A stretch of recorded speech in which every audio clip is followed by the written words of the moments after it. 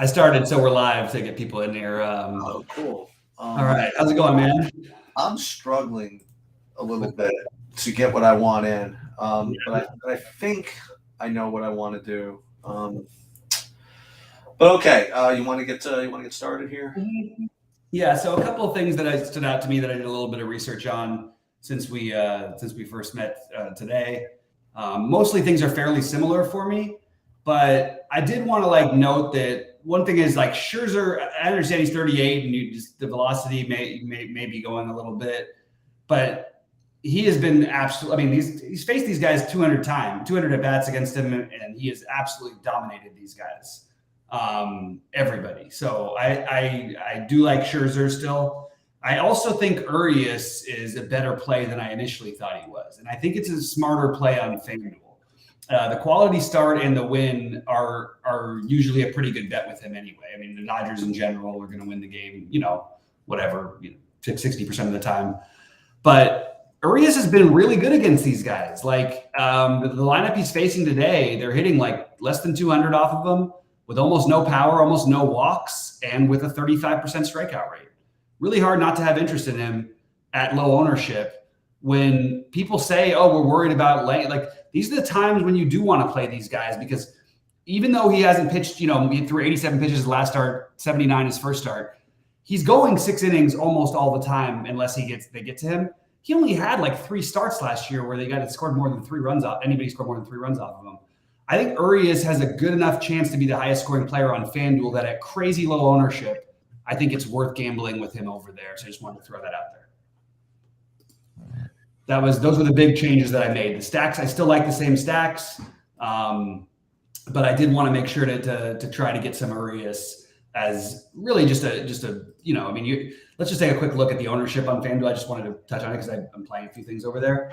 But Urias, you've got, what is he going to be? 5% owned versus Scherzer 30. So I kind of like doing that, and I am going to look. I'm stacking Seattle in a lot of my big buy-ins or semi or 3-mans, 4-5 mans in a huge portion of my lineups. So the one place I'm going to do something a little bit weird and funky is I'm going to play a little bit of Drew Smyly on FanDuel. I think you could make the same case for Jose Suarez, but I think getting away from Scherzer, Gallen, and even Elder, who's going to be double-digit on Castillo, you end up with Urias, who I think has just as good a chance as any of these guys to be the highest scoring pitcher on this particular slate. And he's, 5% owned, 6% owned maybe. I just think it's a really interesting play. And I think Drew Smyly at no ownership with a differentiating build. I did build one 4-man St. Louis stack, but Drew Smyly is my pitcher on that one on FanDuel. So I'm okay with taking a little bit of the chalk with my Smyly. Sheetbot said True DFS MLB projections have been updated. They should be available on SaberSim in a few minutes. Sorry, I don't know why it does it for some reason for me. So yours. So what are your differences than before? Because we talked about some other good stacks. I think we have a lot of good options outside of cores to use. But I definitely don't mind mixing in like complementary pieces from cores. I just don't think I'm going to the only way I was fully going to stack was on FanDuel, a 4-man. And it has to be with like either Smyly or, Suarez or something like that. That's the only way I can justify it. But I will say that I do think the Rockies get very low ownership here outside of like 1 or 2 spots on FanDuel. On DraftKings, I still think they're going to be lower owned than maybe we just act like it's cores, so they're going to be high owned. But I don't know if that's really the case. And if you did like it, I think that playing the Rockies stack is low enough owned where I could actually sign off on it. They're also, very cheap in some spots, even though it's the bottom of the order. But no one's playing these guys at the bottom.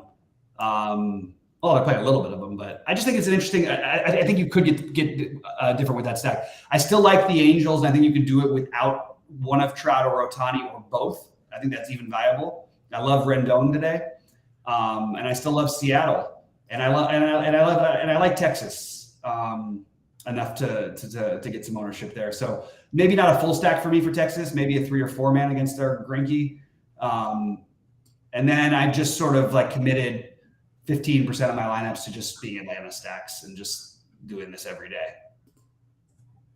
Yeah. So with me, this is I agree with a couple of things you just said. I want to highlight. Number one is that of the the two teams in that Coors game, I kind of prefer Colorado as well, just for ownership reasons.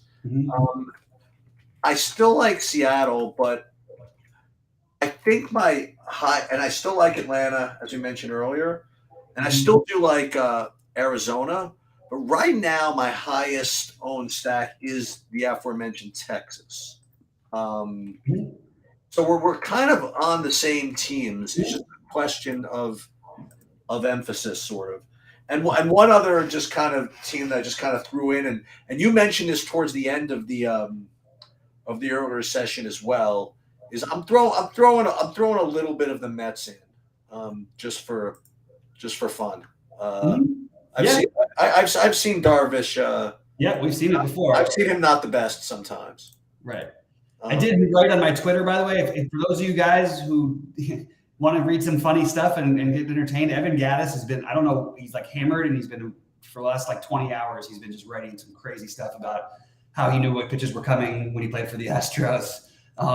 He's talking all kinds of stuff about it. It's just pretty funny. So check out his Twitter feed if you have a minute. What I'm doing pitching wise is really where I'm going to just cost myself, because you're supposed to just be a little more conservative with the pitching, because pitching is more consistent than hitting. But I don't know why I'm just getting into this play, but I'm having like a full 50% Heaney right off the bat. And then I'm having a whole bunch of Suarez as well. For all the reasons I mentioned earlier, I think Washington stinks for openers. Number two, Elder's probably going to get ownership. So Suarez is going to get like a price pivot off of that. And the other guy that I'm still over on is Logan Webb. And the rest is very much the same. I'm probably like with the field on Scherzer. And then I'm pretty much under on everybody else. Like I have 18% Gallon. I have like 15% Elder, like 12% Castillo, like a sliver of Darvish, Smiley, Arias. You know what I mean? I'm basically under on everybody except like woefully over on Heaney, Suarez, and Webb for some reason.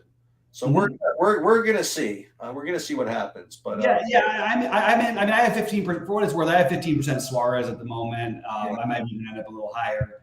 I do have some Heaney. I only have him 15% also at the moment, but I can see myself with a little bit more of that. Actually, I considered using him on FanDuel as well. This is a way to get different. I'm higher on Castillo maybe than I was earlier, and than I thought I was going to be. Okay. And I'm, one of the first questions in here was Elder versus Gallon. It's Gallon for me by a landslide. I actually am not getting to that much Bryce Elder. Look, I'm not saying the kid isn't talented. I just feel like these other, like he versus Gallon versus Suarez, and factoring in that he's going to be 2.5 times the ownership of Suarez and basically similar to Gallon, I think I'll just take the guy who finished third for Cy Young last year in a decent matchup than I would a much more high variance situation. In fact, if I was going to play a lot of Elder, I would make sure to throw a Cincinnati stack in. Boy, but I will tell you where I'm getting really kind of Cucamonga is on FanDuel. Yeah. What do you got? So right now, like in my MME builds, I have 50% of two teams. Anybody want to guess which two they are?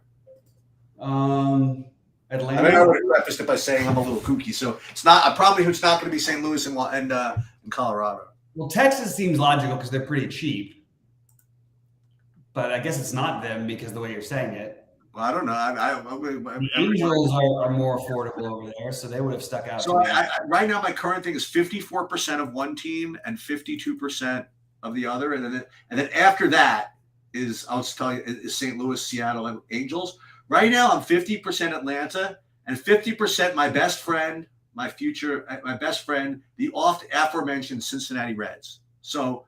Oh, there we go. Both coming from the same game, so it's a big old game stack of that game somehow. Yeah. I did stack the red. I did stack Texas. And to answer Eric's questions, like the Braves as a lower on stack. Yeah, I love the Braves as a lower on stack. No real interest in the Brewers and no real interest in KC for me. I think if you want to take one off, so you're fine. I think KC is fine, like because we know what can happen. Like that's what you're betting on because of how Heaney can be all over the place. But it also wouldn't surprise me if Heaney has 11 strikeouts in 5 innings, like and they don't have a hit. You know what I mean? Like it's not a very impressive lineup outside 2 spots. You know what I do like on FanDuel? I like your I like the smiley play. Yeah, I think it works enough of the time where you can take a shot with it. Like I really do. And remember, later in the season, we're going to have all the chance to play all the safer pitchers we want. This is the time where I think you should be flexible a little bit because the pitch counts aren't as deep. People aren't settled in. We still haven't seen Scherzer pitch a good game yet. Like this is the time I think you kind of want to take some chances. I have a question: are we a bunch of idiots playing Scherzer against the Padres? No, I mean, first of all, it's the old Scherzer thing. It's exactly what happens. You know what I mean? Like he's given up 4 home runs in 11 innings. Those are basically, how many hits has he given up? So 4 out of his 12 hits. Actually, he's given up 7 extra base hits out of his 12 hits, which is going to happen with him sometimes. He has walked 4 guys in 11 innings, which is pretty unusual for him. He's a pretty solid control guy. But both of these games, they got to him in the 6th inning. So I'm not going to like overread into it. And by the way, I shouldn't say he didn't pitch well. He pitched well against Miami. He was actually on an incredible pace until he got hit in the 6th inning.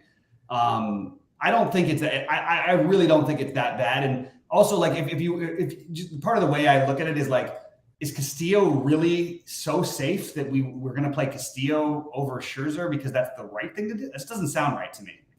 And maybe at some point I have to change my way of thinking. My rule, I don't care who Scherzer faces. I just always am going to be overweight him usually because of his leash and his competitiveness and the strikeout rate, et cetera. But I certainly understand why it's worrisome. And maybe it's because I am playing like 50% on DraftKings, but I'm seriously thinking in one of my 2 big buy-ins on FanDuel that I'm going to play Urias instead of him. And you play Patrick Corbin. If you want to lose, Eric, sure. Is there a range of that? But what are you doing? What are you doing playing Patrick Corbin versus any of these other guys? Like, why does he stand out to you? Is it because he's the worst pitcher in baseball? Like you just have to ask yourself why. I have a choice between all these pitchers today, and my choice is going to be the worst pitcher in baseball in a bad matchup. So that's my reason. When you can literally get other guys at the same ownership. And this guy for the last 5 years has been the worst pitcher in baseball. Yeah, I don't like. He doesn't have a leash. He's got a leash though. They let him pitch. Yeah, they let him pitch until he gives up 10 runs. Yeah, I mean he gave the most runs in baseball, the most home runs. He gives up stolen bases. There's really nothing to like about him. It's just a matter of can he have an outlier game? Sure, like anybody could, but he's probably. I would probably play Greinke before I played him. Yeah, I would play Greinke before I played him. And there's no reason to do either of those because you've got Elder and Suarez, who I think are both very viable. And one guy who no one's going to play, and that's totally fine. But it is kind of interesting because like Ashcraft was awesome his opening start. And Atlanta has some strikeouts in their lineup. Like I would be rather like try to find those guys who are actually like could hit this or play the Logan Webb like you mentioned, you know what I mean? And you're just not saving enough with Corbin. Like if he was 4K and every other pitcher was 9K, then we could start having that conversation. Just doesn't make any sense. Yeah, that's another terrible take there about the never playing older pitchers. It's just completely unfounded. Guys at some point will slow down, but Scherzer was 37 last year. He was still dominant. All right. Did what's his name finally retire? If you're playing Corbin because of salary, then you're just doing it wrong. Not even up for debate, I don't think. Sorry, go ahead, Cheese. Forgot what I was going to say. Hey, I mean, she's definitely going to be low owned, but I mean, Yeah, so it's just random button clicking that would end up with him. If I played 150, because it's an 8-game slate, I probably would have ended up in like 2 lineups. But I certainly would not be trying to get him. I just don't see the value in it. And you know what's crazy? There'll be a 3 or 4 game slate this year where I'll make Corbin like 80% of my lineups or something. It's going to happen, but this is not the slate for me to do it. Oh yeah, did Dallas Keuchel finally retire? I don't know where he is. I think he might have retired. It's nearly impossible with baseball because you're talking about 2,000 players. So like to get everybody's, if they're not playing, I just have to tune them out. You know what I mean? I was just curious because I think about like these guys, that have been around. But with Corbin, he's not even that old, is he? He's older. He's been bad for a while now. We haven't even seen like the strikeout. Like he used to be like he was like Robbie Ray before, and he's turned into like just an awful pitcher. All right, so just for fun, let's build the big buy-in lineup on FanDuel because they won't get mad at me. So let's. They might. No, I'm just kidding. They probably won't. I'm not too worried about FanDuel getting mad at me. So we're just gonna build with those teams. We're gonna build with Atlanta and Cincinnati and see what it looks like. So let's just start with, since I might end up paying down, I'm not worried the slightest bit about salaries for the Braves. So let's just put, in like my opinion, the top 4 Braves in for openers. So that would be, I imagine Ronald Acuna Jr. would be a good place to start. Look at him hitting first. You gotta like that. Then you got, I imagine we're going to put in Austin Riley as one of the 4. Then we're going to put in Matt Olson. And then for me, it's either Pilar, Murphy, or Rosario. Murphy for me. Who? Murphy. I don't know. Like I wouldn't like all of those guys. Pilar, Rosario, and Eli White. At least one of them isn't finishing the game probably, unless they all get hits and it's like 10-0. And none of them are very good. Where Murphy's going to be in the game. Yeah, Murphy, and also he's good. Like, all right, so look at that. 1, 2, 3, 4. Just beautiful. I think people could end up playing these guys, but whatever. I don't have them rated that high owned. I have the Angels, the Cardinals, and Seattle actually. Really dominating the ownership over here on FanDuel. I actually have Riley as my 6th favorite Brave. It scares me because his power is tremendous. The wind blowing in from left is part of the reason. The other part of the reason is that Albies has the stolen base upside that I like. So that's true. That's why I went that particular. What position is Albies? Second base? Yeah. We'll put him in for now. So now we got 5 Braves. So I have to get rid of one of them. So let's just start with the ugliness on Cincinnati and see who might. That's the problem. Is I really want to play India. Yeah, that does get into like an issue from Cincinnati. Yeah. So yeah, there you go. We'll try that, and then either Stevenson or Friedel, I guess. Yeah, would be the next ones. So Friedel, nice cheapo outfielder, and then Stevenson's also first base catcher, right? Yep. So he's a catcher. It's going to be a little annoying, but it's okay. We could be annoyed later. And shortstop, nope, no, we're not taking that. So that's the thing. We can't get a 4-4 out of this game because like both shortstops kind of stink. Barrero and Arcia. So maybe we won't get so cute. Maybe we won't. I got a 4-3-1 and with the stack. I wouldn't want Cincinnati, but I didn't quite get the 4-4. So we could do that. So if I start, we went with the 5 Braves. We're gonna have to get rid of one of them. Actually, we have 4 Braves because we have to put India in here. So Albies is gonna have to eat it. Then who's the next? Who would be my next team to kind of get funky? Ooh, I see somebody that's a low owned that it's got a position I like, and that would be the Mets with Lindor. So if I wanted to play that, I'd probably want to play Alonso, and that's another guy in the freaking first base spot, right? Yeah. But if we get rid of Murphy, we could put Alonso over here. So now we do have a couple of Cincinnati's, and what other outfielder am I missing? Marte is out, right? Oh, you want to go 3-3-2? You're not going to try and find the Atlanta 4th? I actually already have. Oh, that's true. I can play another Atlanta, right? So Rosario would be the most logical because he's cheap. So if we played Rosario and he's the 6, Then so you now can, we have 2 Reds, right? Yeah. We have a couple of, we have 2 Mets. We got Yeah. the Reds, and we got $7K left for pitcher. Yeah. And it would be nice if we could find a pitcher with that price. And there he is. Suarez. And there he is. It's either going to be Suarez Or Smiley. or Smiley leaving 800 on the table. Oh, it's bold move, Cotton. That would be really, really bold. For just for no reason. Just leave it on the table. Not for no reason, because maybe he's just a better play. No, that's possibly he's a better play, but I meant like hitting wise, like there could be upgrades or something. But I hear what you're saying. It works. Any chance I can get like like 6 innings out of Suarez? That'd be nice, huh? It's because you have the 2 games. You gotta uncheck the top one.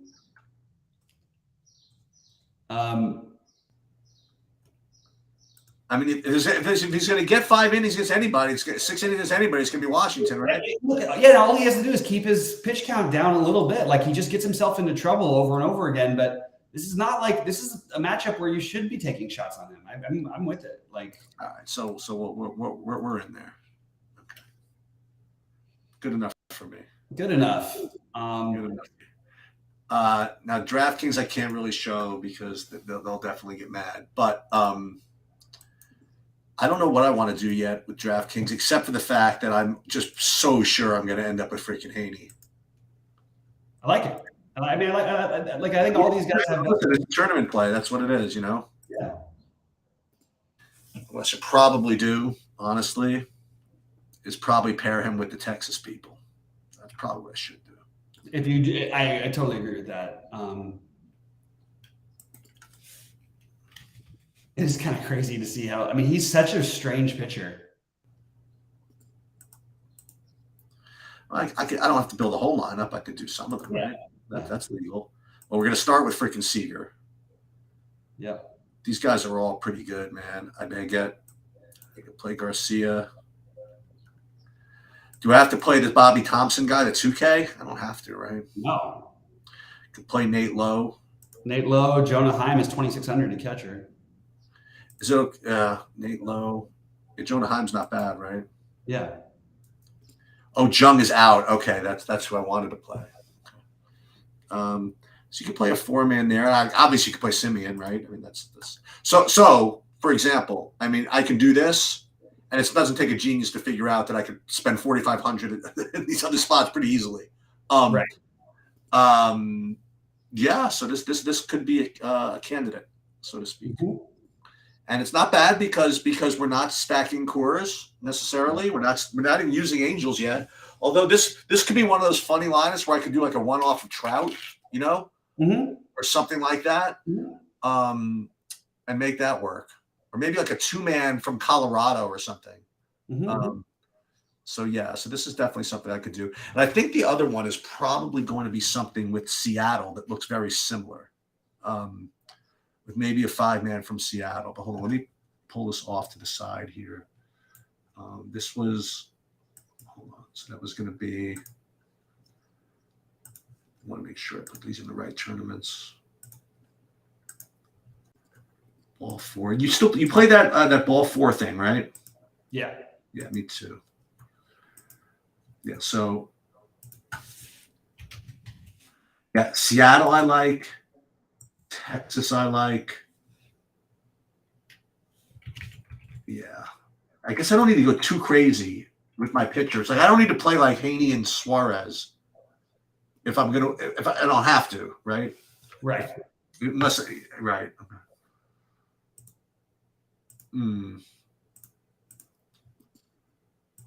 Put all these guys. I mean, how much money am I going to lose stacking against Greinke? Well, we're going to find out, I guess. And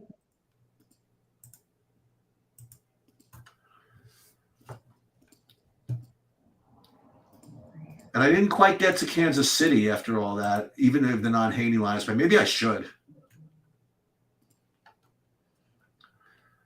I mean, look, it's just a matter of prioritizing. we went through this all, Eric. I feel like you asked the question that you already made a statement on. I'm playing Scherzer in a good portion of my lineups. Is he in all of them? No. And also, what are we so for? Like, let's stop with the San Diego thing, guys. Like, sometimes you actually have to like perform in order to be considered as good as your numbers are. For what it's worth, by the way, the guys who you do have on San Diego, not one of them has ever touched Scherzer except for Nelson Cruz, who's like 70 years old. Although he did just have a monster game the other day. I'm not afraid of the Rockies. I'm not afraid of the Padres. But can Scherzer be struggling now that he's 38? Yeah, that's possible. So go play someone else. There's plenty. We went through every possible option. I have Scherzer now. I've got him down to 30% on DraftKings. I've got Gallen at 50%, Urias at 30%, Castillo at 50%, Heaney at 15%, Suarez at 20%, and Elder at 5%, and you, Darvish, at 5%. Darvish is kind of, I mean, I have to say it's a little bit interesting. Just that, not a ton of ownership. This is a pretty good price on him. We know there's another one with a wide range of outcomes, guys. But when he's good, he's really hard to hit. Who are your favorite Seattle guys? Favorite Seattle guys are Julio Rodriguez, Eugenio Suarez. On which site? DraftKings? Yeah. Julio Rodriguez, Eugenio Suarez. I like AJ Pollock. Haggerty is the cheapo at second base that I like using. Those are my favorite four. I would like to get Ty France and Teoscar Hernandez into more lineups, but I just didn't find the builds allowing me to do it quite. I'm literally $200 off from being able to get Teoscar. Instead, I have a 4-4 Texas Seattle stack on DraftKings instead of a 5-3 stack because I literally just don't have $200 that I can't seem to find. I'm with you, dude. I'm looking at the same thing. I got one lineup where I can leave 600 on the table and not play Julio Rodriguez, but yeah. I'll keep mentioning the Wade Miley thing for everybody in the back because seems to be like, is there a chance that Arizona ends up as like one of the most popular teams on this slate? All I've heard all day long is about Arizona from everybody. Everybody's just, you got to get the Diamondbacks. And I actually like some of their guys, but like, as I always say, like Wade Miley just doesn't get hit that hard, and the Brewers always have a good bullpen. So I don't have any Diamondback stack. I do like Christian Walker on FanDuel, and I don't mind getting like a little bit. I'm not trying to build a stack against them, and it just doesn't work enough for the time for me. And I actually have a feeling, I'm going to take a look at the updated projection on FanDuel. I have a feeling they end up somewhat owned.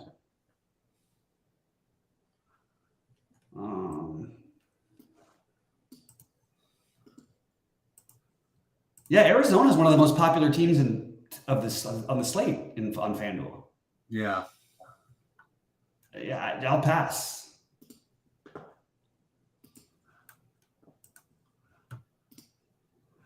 What are they popping though? This is what I always wonder what people are looking for when they look at projections. Is a guy with a 10.7 fantasy projection that much better than a guy with a 10.2 fantasy projection? No. Like, it's just a ridiculous number. It's totally just ridiculous. They're popping because they cost nothing on FanDuel.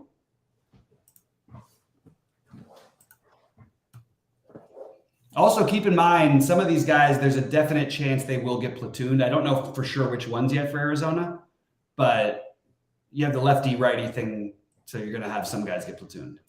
For what it's worth, if there is a guy who I would play, like I actually have Nick Ahmed as a one-off on DraftKings because he's 2,300 at shortstop, and it's different than the Colorado guys. But he also he stole 3 bases the last 2 games. You know what I mean? I like those guys who can get me there multiple ways. Right.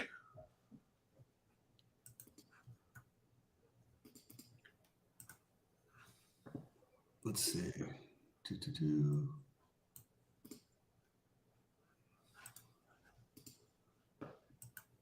Tomorrow, by the way, or after the play-in games, I will do my playoff bets and series and which teams I think will win every game in advance and all that stuff. I just want to have some fun with it. I did it last year, and it's kind of fun. What do you want to do? I want to do a playoff like preview and nice. Okay. Yeah, that'd be fun. So really, it might be the hardest year ever to predict the playoffs because the favorites in the West might be the teams playing in the first round in the 4-5 game. Right. You might have if the Lakers somehow lose the first play-in and then win the second one and they play Denver, they're only going to be small underdogs, like if at all. I mean, Right. you have the 6th seed of what's it called against the Kings, the 6th seeded. Oh no, the Clippers. Sorry, that's Golden State's in the 6th. The 6th seeded Golden State, and they're 3-1 favorites over the 3 seed, which I think is actually pretty accurate. Okay, I've got to finish these builds. I think I'm gonna do that big move on FanDuel because it's just something I like to do. It's a great way to get different, to do this because I honestly think Urias might be like 1% on in the 555. He's 800 more than Scherzer. He's 400 more than Castillo. You know what I mean? Yeah. I just don't see people doing it, and I think I'm going to be the one who does do it. So, this one's pretty cool, actually. I can do Suarez as a one-off. Oh, Lourdes Gurriel also is a guy I could use. I would use. That's a little too cheap for him on FanDuel. Do you like him on DraftKings? I'm not going to end up with any stacks, but I will end up with like some 2-mans of Arizona, things like that. What were you saying, Sheets? I'm sorry, cut you off. No, I was asking about. Yeah, I think you covered it. Suarez, Teoscar. Can't afford him. You like Profar? I mean, you have to like Profar, right? Yeah. Kind of like a random one-off. I mean, like if I'm stuck with him. Yeah. Just exactly right. Like just makes enough sense. Man, it is tough to get that other spot though. I need 2,100 exactly. It's so gross. What about the Thompson guy from Texas? I need a shortstop. Oh well. Can't help you with that. On FanDuel. I could do. I know what I have to do. I have to play Nick Ahmed. Ugh. And that means I have to play Nick Ahmed and Rosario instead of. I have to take Sean Murphy out after all that. For me making a case of why he's the right guy to play, and I have to take him out. He's got the Atlanta's just got to be a good play. Yeah, I just really wanted to play Murphy. I like that because I like when you lock up the same position because like most people just don't build that way. They'll play Olsen. They're not usually going to play Olsen and Murphy. They hate playing catchers on FanDuel. Yeah. MLB stacks. I'm kind of enjoying building these big ones here. So I'm trying to put an Atlanta stack together. It's the same guys though. Acuna, Olsen, Riley, Murphy. Yeah, in Atlanta's case, I'm not even sure there's a wrong answer. Albies. Yeah, right. It's just they just have one of those teams where you could literally I could talk myself into everybody on their team. And they're so fun too because they like even when they only score like 6 runs, there's usually like 4 stolen bases that come with it. You know what I mean? Right. They make it a lot of fun for us. So, Can these guys do anything like Josh Smith? Yeah, Josh Smith is Bubba Thompson. Yeah, they can.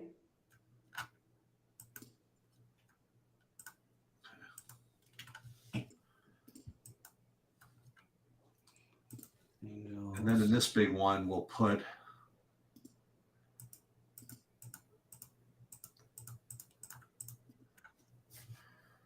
Atlanta, Arizona. Yeah, maybe you're right. Maybe Arizona's like the sneaky play that everybody's playing. Yeah, the one that the sneaky team that became the chalk. Yeah, exactly. Yeah.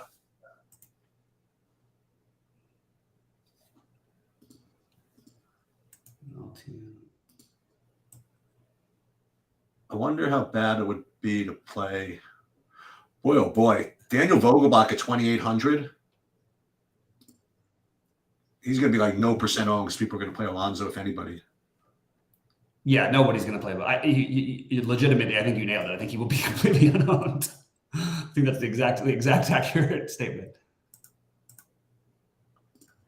Marte is out. I keep missing that. Nimmo never did anything for me. Yeah, now I see why these Mets are going to be low on. There just doesn't seem like a lot of pop in there. I mean, and it's like Darvish has a wide range of outcomes, but the perception of him is about how good he is all the time. So, yeah, he's probably I always like if this was like a 5-game slate, I think I'd be more on board with the stacking against Darvish thing. I just like the other stacks I can get to a little bit too much. But I like what you're doing. I like that you're doing it. I think it's smart to like mix some of those things into your ranges, like when you play these baseball slates, because there's such just ridiculous high variance, and I'm already like dreading. I love Eric. I root for him, and he's now on State Kings. Congratulations, good for you, Eric. Like, nice to see you up there. But Eric, I'm so ready for the message, the tweet later that you tagged me in, and it talks about how you won a tournament with Pat Corbin. And if you do, you have the right to send it. I'll take it. I'll take all. Sounds good. Sounds good to me. I'll take all the smoke. Who goes yard, Mike Trout or Ohtani? I would bet the odds of the home run are a little bit higher, probably for Trout in the lefty-righty matchup. But I think the stolen base upside is higher for Ohtani in every game, even though Trout will run too. Just Ohtani, they haven't really stopped him yet. We'll see, actually. I mean, I personally like Trout a little bit better than I do Ohtani, but I think it's really close between those two guys.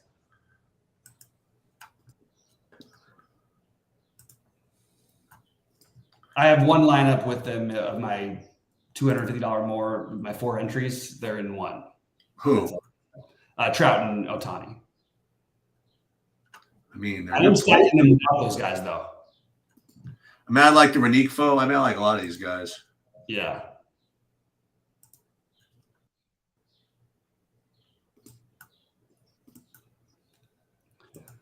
Yeah, you get the other ones in like Rendon at 3,300. It's got to be huge chalk, right? He's 2,800 on FanDuel. Like, I mean, that's crazy. Like, but I also love Suarez, and people are going to like Arenado. I love Suarez tonight. I think Suarez and Rendon was like, I wanted to get them in a build together on FanDuel, but I decided to play mostly Seattle on DraftKings.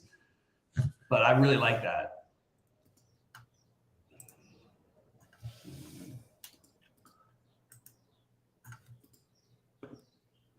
Urshela. God, they're weird to play on DraftKings. They're two W Contrerases, by the way. Yep. We're going to have to remember that one. They're both good is the good news. Yeah. They're both good hitters. So you can't go too wrong, but you definitely can go a little wrong. Yeah, I think that's what I'm going to do is in my 250 is do the Angel stack without those guys. Without any of the top ones. That's I'm literally just working on that as we speak. Love it. Something just like it. Yeah.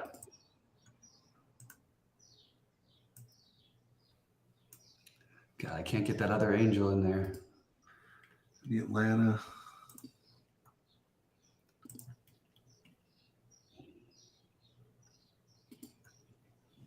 I'd love to. Oh man, I fall 200 short with Seager. That sucks. Hate when that happens. It sucks.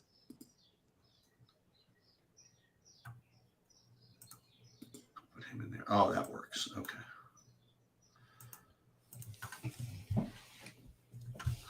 So far, so I got a Seattle, I got a Texas, there's an Angels. And what's this thing here? So with my one, like, I don't want this. I don't want. So in a St. Louis, like the only thing I will have with St. Louis, I mean, is literally like has to be like Suarez and Haney, or maybe even not even, maybe like Haney and like Logan Webb or something. Yeah. It's actually not the worst idea in the world. No.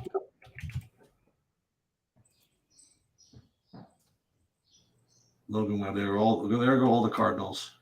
And then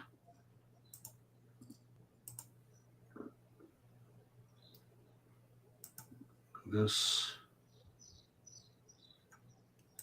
Blackman.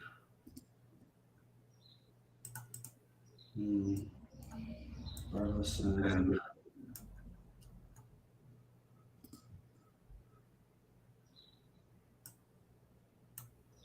Haggerty one off, of course. It's got to work. Has Haggerty ever hit a home run or no? I think you're hoping more for the stolen base upside, and that he's just sort of hitting in the middle of the order. But I mean, like, I have to look at his numbers. I don't know the exact power numbers. Is there anybody better at 2,300 you can give me?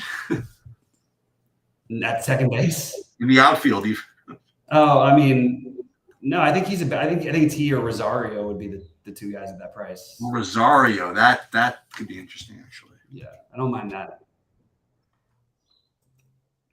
Yeah, he's in the middle of that lineup, right? Let's do that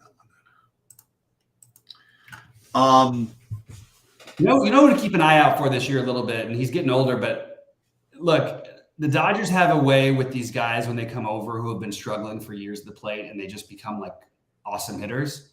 Jason Hayward might be a guy this year who to look out for. Who? Hitting the ball really well. Jason Hayward. He hasn't hit the ball for like the last 3 years for the Cubs, but he's sort of finding himself. He's homered through 3 of the last 4 games. So he would be. I was just thinking of other guys in that price range. So he was another one that stood out for me. Yeah. All right, so it looks as though it should be okay here. Oh, here's a guy that I had in my lineup. Is okay. So I had Winker in a couple of lineups. I'm glad I caught this. Okay.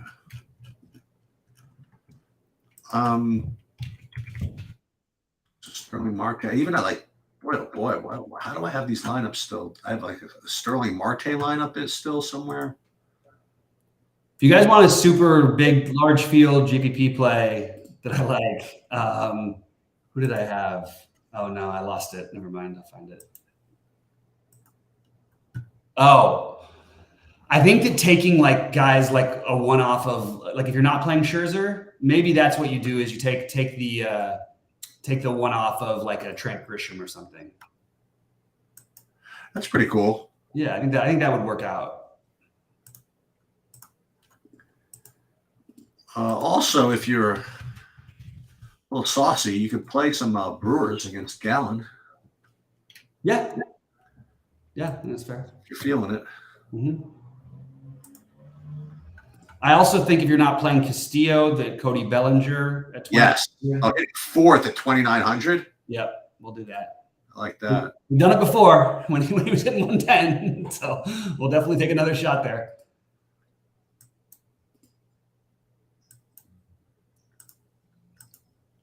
Get rid of this Winker business.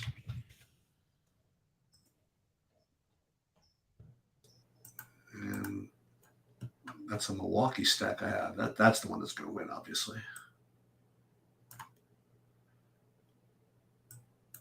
And the one off of him. All right. So for those of you that were asking before, I will tell you what I did with hockey. I have Winnipeg. I tried to force Winnipeg out of lineups, actually. I was getting almost 100% of them, and I ended up having to force them out. I ended up playing a decent amount of Winnipeg, but also, where is that? The Rangers, Carolina, and Seattle. So those are the non-Winnipeggers. And I guess that's pretty much all I got. So what do we have tomorrow? So 2 NBA games tomorrow? 2 NBA games. I don't think we need to do a preview. I think we could just do it live. But it's up to you. If you have time for a preview, I'm happy to do that. Who plays tomorrow? Miami, Atlanta? Miami, Atlanta, and no, wait, actually, let me just double check. NBA play-in schedule. Sorry. Wait, so you want to? By the way, so you want to do the Pens tomorrow, or maybe they are playing both them tomorrow. Are they playing off? What are they doing here? I actually didn't look at the schedule. I think it's 2 games tomorrow. Yeah. Yeah. So they are playing the 7-8s tomorrow. Kind of weird. Doesn't make sense because the 9-10 teams need to win twice, so you're just delaying even longer. It's Heat, Hawks, and T-Wolves, Lakers. Yeah. So who do we think is going to win those games? You want to talk about that now? A little bit. I think the Heat are going to beat the Hawks, and I think the Lakers will probably win a close one versus Minnesota. Now, what's the story here? Who has one free loss they could have, or anybody? Both these teams tomorrow. Well, not free loss, then that moves them back. Then they have to win against the 9-10 team. So you got to win one game at some point. You got to win one. Yeah, you got to win one game at some point. You get 2 games to do it. But you get the 7 seed if you win the first one. You get the 8 seed if you win the second one. So there's no difference between the Hawks and the Heat, for example? What do you in what way? If either of them, if whoever wins is in as a 7 seed. Whoever loses plays the winner of the 9-10, which is why I don't know why they wouldn't play the 9-10 first. And the 9-10 is Minnesota, LA. No, that's another 7-8 on the West. Well, that's another 7-8. Okay. But it makes no sense why they play the 9-10. So no one's getting knocked out tomorrow. Nobody's being eliminated tomorrow, right? Okay. But the winners of each of these games advance to the main 8. Yeah. Or the main 16, whatever. Okay. Yeah, all right. That's fair enough. Because this is the 7-8 game. Yeah. And then the winner and the 2 9-10 games the following day, the loser is gone, right? Right.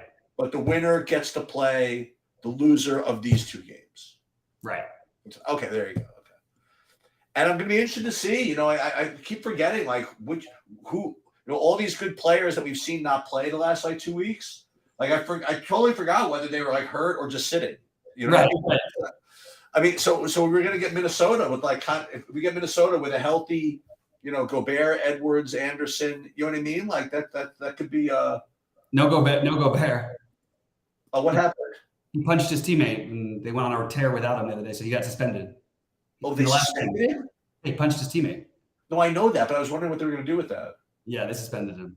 I mean, they already made it. They already made it the worst trade in NBA history. Like, there's no way they would do it again just for Walker Kessler. Walker Kessler alone is more valuable than Rudy Gobert, and they also have mortgaged their franchise, their whole future, because they're trading every first round pick. So I think that all those players don't want him there, and they're better without him. So I think that it wouldn't surprise me if Minnesota gets in if Gobert doesn't even play more than a game or 2.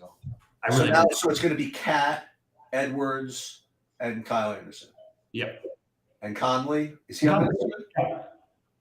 Their team actually makes a little bit of sense without Gobert. With Gobert, it's just a little weird.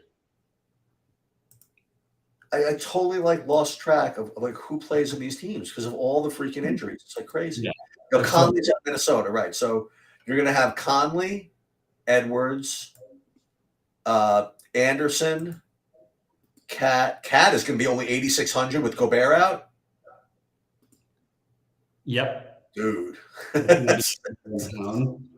But Kyle Anderson might be the guy. He actually he's been pretty great this year. He's the one that got swung at, right? Yeah. But Gobert posted a thing about how he's one of the people in life he truly loves as a human being, and he can't believe he did that. Yeah. All that stuff.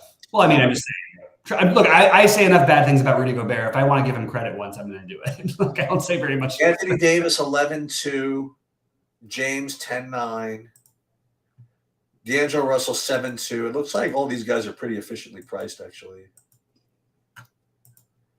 Yeah. Atlanta, Miami. I'm just gazing at this for a second. Now you're getting playoff Jimmy Butler, right? Yeah, that's a real thing. They didn't give any favors here. 9K, huh? That's where he should be. Yeah, that's no favors. So. Yeah. Oh, and Trae Young's gonna be. He's up to 10K. Dude, Trae 10K against Miami. That's a tough sell for me. I don't know. They beat the hell out of him last year in the playoffs, for what it's worth. The Miami did, and they just completely shut Trae down. Yeah, this is the way I would start lineups with Cat. That's what I would do. Yeah, the guy who I would be betting on is tomorrow to have a good game is DeJounte Murray, because they're going to do the same thing they did last year. They're going to trap Trae. Yeah. And last year there was literally no one else who could penetrate against Miami. So now you've got Murray, and I think this could be the Murray game, or John Collins maybe, as you just. How about Collins? That would be a good play. Why not? I mean, sure. How's Bogdan been doing? Oh, every once in a while he'll get minutes, but. Yeah, it's a little too in flux just because of the position crossover. This is a very poorly put together team, in my opinion, and I think that just guy gets in a little bit of trouble. Sadiq Bey, DeAndre Hunter, he'll get a lot of playing time because of his defense. Mm-hmm. Yeah, Jimmy Butler should have a big game. Yeah, Minnesota, LA, that's going to be a good game. It's a really good game. That's gonna be a good game. You got almost on a 4-game, so you probably got to take one of these LA guys. Dude, I think I'm telling you, man. I think it's LeBron at 10-9 is gonna probably be looked at as a good play at the end of this day. You say LeBron 10-9 is going to be what? It's gonna be looked upon as a good play. At how much? 10-9. It's a lot. It is, but I mean, he's not even their best player. Like, you know. You sure? Positive. All I can tell you is if LeBron would have played and AD didn't come back and play, the Lakers had no chance of even making the play. Anthony Davis was clearly their best player. And he also, by the way, was incredible defensively. And LeBron is arguably one of the 5 worst defenders in the NBA at this point. He doesn't play defense. Butler, Towns, Collins, one of the 2 big dogs for the Lakers. I want to just address Eric's question real quick. Eric, the problem is you've gone through on this show and you've named every single stack. So because we just you just can't win that way. You can't just try to play every stack. Eric, what you can do, as Bobby like brought up earlier, you could play like a one-off of Cody Bellinger, pretty handily. You know what I mean? Like he's under 3K hitting 4th against a righty. You know, so you could definitely do that. But the answer to the question is always going to be you just never need to. You don't need to overdo this. Like it just if you spread yourself out with every stack every day, you're never going to win. Like you might hit one time, you get lucky, but you can't be a profitable player doing that, in my opinion. So it's really tough. See, I still think that he's trolling you. He's not. I know Eric. This is what he does. He does it on the RG shows. He knows all the guys from that. And I like Eric. I just like to also. I think he does this on purpose. Like I don't think he's really actually playing the Brewers or the Cubs. He does. We follow each other on Twitter. He does. Okay. But I don't know if he plays all of the stacks. But he always does mention all the least popular ones. You mentioned, I'm sure. Some of them he's got to have. No. Some he's got to have. I can't believe, you know what's weird is it's pretty rare for me to have less than a 10-game slate and just not to have like one Dodger lineup anywhere. I, in one of my builds, came up with a couple. Yeah. I don't know if I ended up with it though.